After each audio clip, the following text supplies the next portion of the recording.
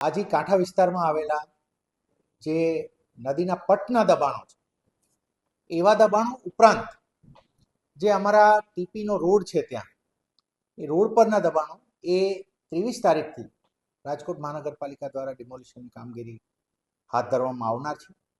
તેની માટે આજથી જ અમારી ટીમો ત્યાં નાગરિકોને વ્યવસ્થિત સમજાવી અને એ એમના દબાણો હટાવે એ પણ પ્રક્રિયા શરૂ થઈ ગઈ છે.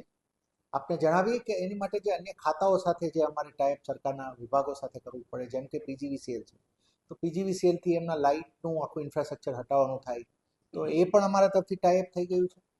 અન્ય અમારા મશીનરી પણ એ રીતે અમે મોબિલાઇઝ કરવાનું શરૂ કરી દીધું છે. આખી કામગીરીને 7 અલગ અલગ ઝોનમાં વહેંચવામાં આવી છે અને 7 ઉપર ક્લાસ 1 કક્ષાના અધિકારીઓ ઝોન વાઇઝ એમાં મોનિટર કરશે અને એમની પણ વ્યવસ્થાઓ થશે અને એક કંટ્રોલ રૂમ પણ બાજુમાં રહેશે. આપણે જણાવીએ કે લગભગ 1400થી વધારે મકાનો અંદાજિત આ બધું આ ફર્સ્ટ ફેઝ ઓફ ડિમોલિશનમાં આની અંદર આવશે.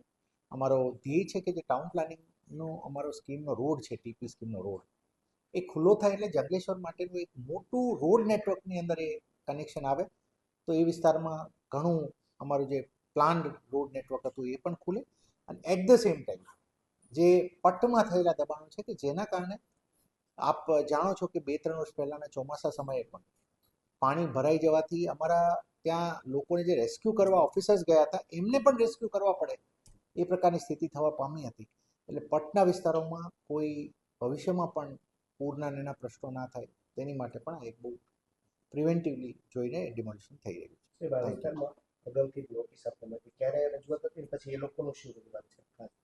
નહીં, આ પહેલાં છે ને ખૂબ તમામ ચર્ચાઓમાં થઈ છે. અમારા લેવલે નોટિસીસ પણ અપાયેલી, પછી એના પ્રોસિડિંગ્સ પણ થયેલા અને અંતે એ થયું હતું કે સરકારની સ્કીમ પ્રમાણે જેમને પણ એકોમોડેટ કરી શકાતા હોય તેમને એકોમોડેટ કરવામાં આવે અને જે તે સમયે એ બધા આ પ્રોસેસ થયેલી છે.